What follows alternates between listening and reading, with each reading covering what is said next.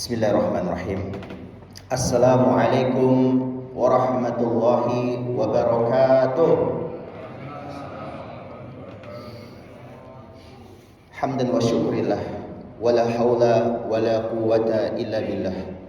Wassalatu wassalamu ala Rasulillah.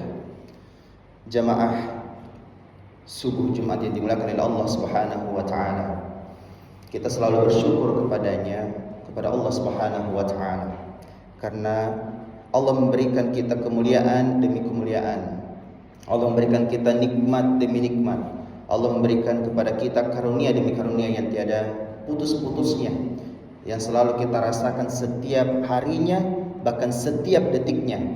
Nafas yang kita masih bisa hirup itu adalah nikmat yang begitu luar biasa, yang tidak semua orang merasakannya. Karena ada rumah sakit yang saat ini ada pasien di dalamnya itu kesulitan untuk bernafas.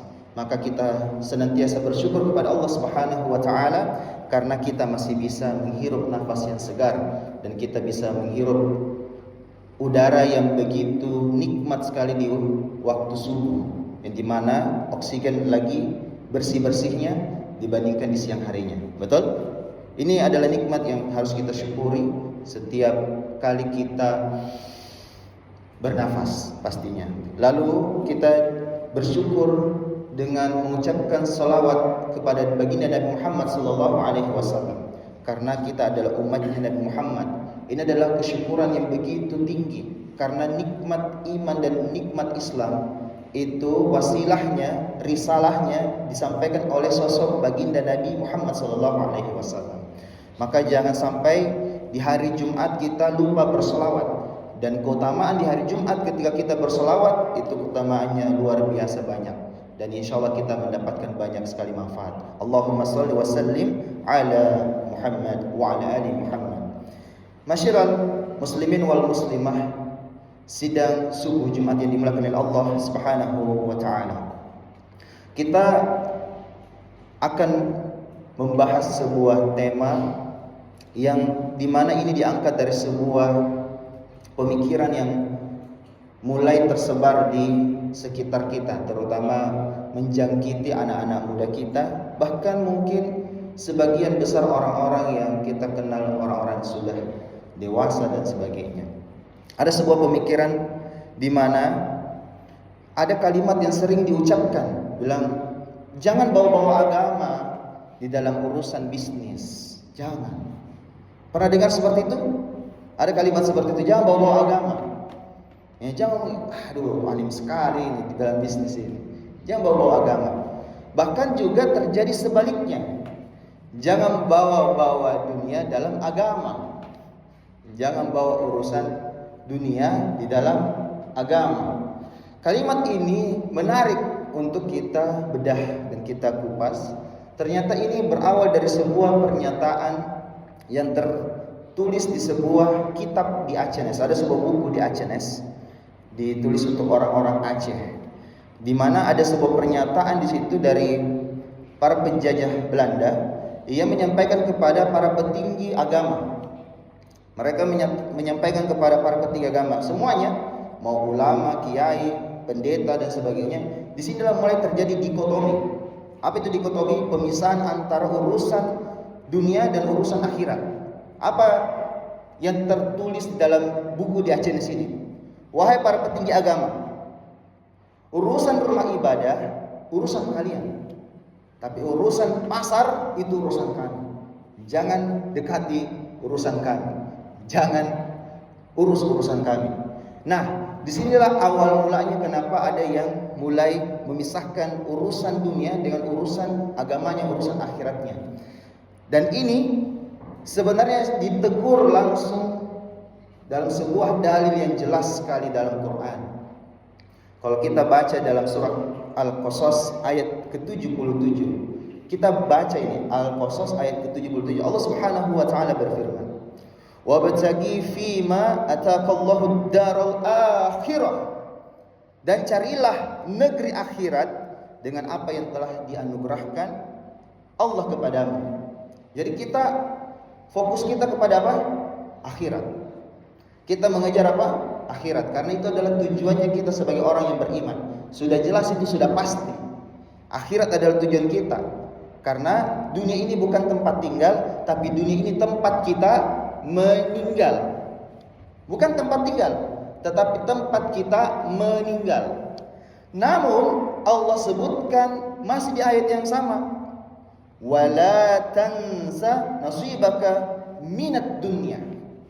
Perhatikan apa yang Allah sampaikan. Wala, dan jangan, wala tansa nasibaka minad dunya, dan jangan kamu lupakan bagianmu di dunia. Jadi sebagai orang beriman, kadang kita sampai lupa dengan urusan dunia kita. Ada jitu. Itu bahasa kampanye sekarang, ada jitu. Tetap di wilayah mana itu ada jitu. Oh iya, saya baru tahu. Saya tidak perlu sebut nama daerahnya. Jelasnya ada tagline, ada jitu.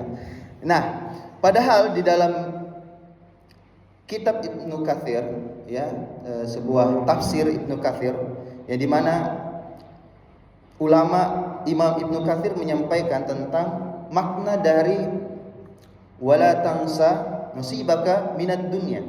Jadi apa yang dimaksudkan, jangan lupakan nasibmu, jangan lupakan bagianmu di dunia. Nah, apa yang disebutkan oleh Imam Ibnu Katsir? Artinya apa?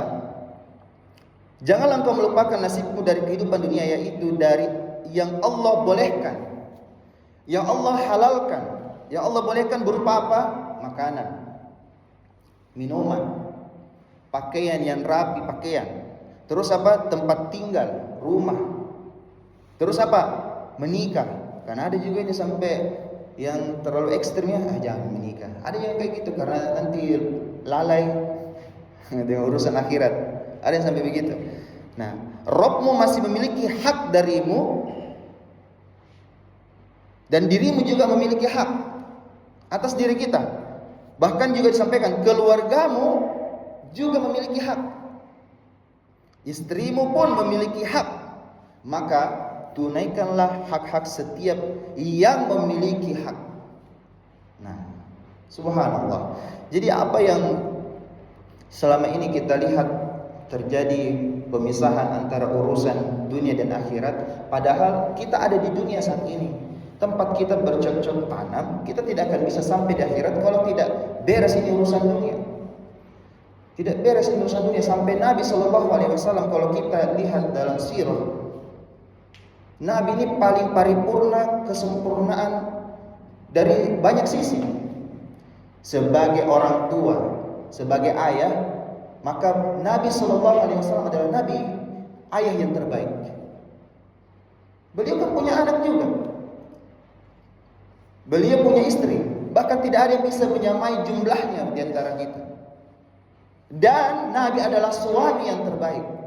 Carikan di antara suami-suami yang ada, siapa suami yang terbaik, maka dialah Nabi. Dalam urusan perdagangan, siapa yang diberikan gelar Al-Amin dalam urusan dunia ini, maka Nabi SAW yang paling amanah, Al-Amin. Dalam urusan negara, pemimpin yang mengawali sampai 700 tahun lebih, pengaruh Islam itu dikuasai oleh satu nama ini, Islam. Dan pernah ada jejaknya. Kalau kita pernah ke Turki, Anda akan melihat bagaimana dulunya Konstantinopel itu ditaklukkan. Yani Nabi SAW lagi berusaha lagi menggali parit saat itu, bahwa kita akan menguasai apa? Konstantinopel. Dan saat itu ternyata kepemimpinan terus menerus terjadi, dan Muhammad Al-Fatih yang umurnya waktu itu 21 tahun mampu menaklukkan Konstantinopel. Masya Allah. Maka pemimpin yang terbaik, kepala negara yang terbaik siapa? Anda akan cari, tidak akan temu, melainkan itu ada pada sosok Nabi Muhammad SAW. Dalam urusan sosial, urusan persahabatan, urusan friendship di antara kita, maka siapa teman terbaik, sahabat yang terbaik? Maka lihat dia sosok Nabi Muhammad SAW. Masya Allah, kalau kita punya sahabat, akhlaknya seperti Nabi. Kira-kira bagaimana perasaan itu? Bagaimana kita memuja sosok Nabi kalau kita punya sahabat seperti Nabi Shallallahu Alaihi Wasallam? Luar biasa akhlaknya, begitu pedulinya, empatinya luar biasa, nggak ada yang kalah. Jadi dari segi urusan apapun, Nabi dikenal sebagai total person. Jadi ada istilah total person itu, kalau diibaratkan kendaraan kita ada rodanya. Kalau roda dulu itu sepeda ada jari-jarinya, ada jari-jari. Nah, kalau diibaratkan sebuah velg roda, itu jari-jarinya cukup 6. Nah, ujungnya ini di setiap jari-jari apakah seimbang antara yang 1, 2, 3, 4, 5 dan 6? Yang pertama coba cek bagaimana urusan kita terhadap family dan home. Lihatlah sosok Nabi, bagaimana urusan keluarga dan rumahnya. Luar biasa kan? Sangat tinggi nilainya, betul? Lalu yang kedua, finansial dan karirnya. Nabi SAW, bagaimana urusan keuangan, tidak pernah khawatir. Karena kenapa? Nabi SAW dikenal pedagang yang cukup lama, 27 tahun. Kira-kira kalau orang yang berdagang 27 tahun itu kaya atau miskin? Kaya. Tapi di ujung hidupnya Nabi memilih untuk menjadi sederhana. Tetapi ada gitu datang, rezeki datang dari arah yang tak disangka-sangka, karena Allah langsung yang jamin, karena Nabi. Apalagi mengelola negara, kira-kira kalau pemimpin negara memilih untuk jadi sederhana, tetap ada enggak rezeki itu datang dari arah yang tak disangka-sangka? Sudah pasti. Jadi finansial dan karirnya Nabi jangan diragukan lagi. Lalu yang ketiga, cek mental dan educational kita.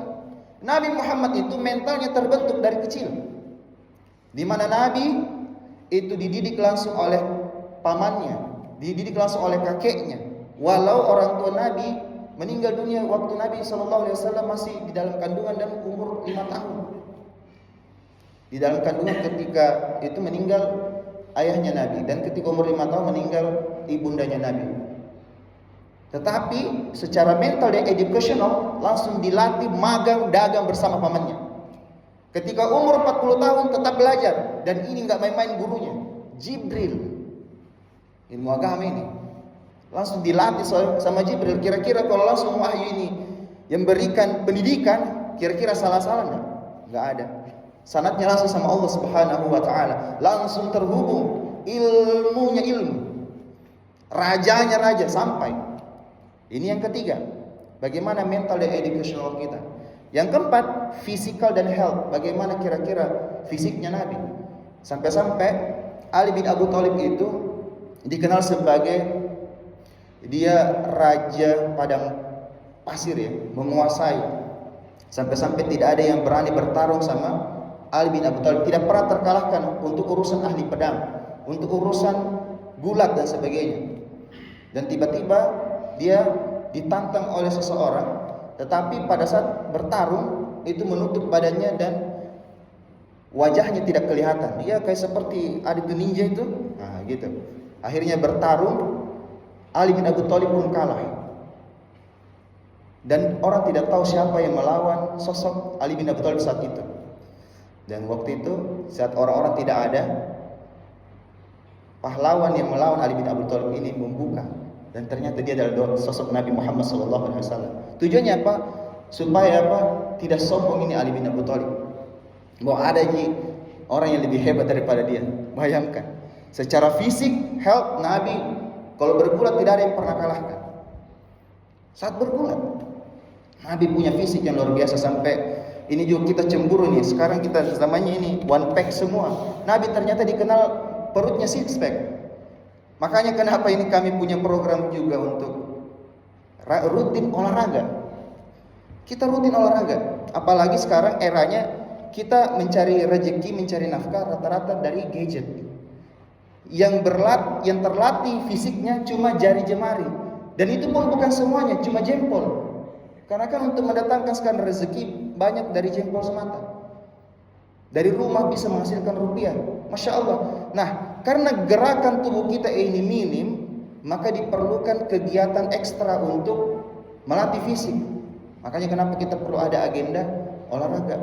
Nah, itu kan banyak di tempat lari-lari. Sekarang kan lari itu menjadi tren. Lari menjadi tren. Banyak di tempat olahraga ini, baru-baru ada yang buka lagi. Terserah, yang jelasnya kita jaga fisik. Karena kelak nanti otot kita ini yang akan menopang tulang kita yang makin kesini makin kurang kalsiumnya, yang membuat kita masih bisa berdiri. Ya, ini secara kesehatan itu adalah otot kita. Makanya kenapa sekarang ada namanya latihan strength. Nabi SAW luar biasa fisiknya.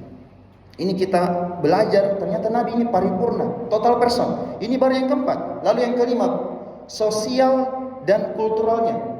Bagaimana Nabi SAW hubungannya kepada sesama, luar biasa sosialnya.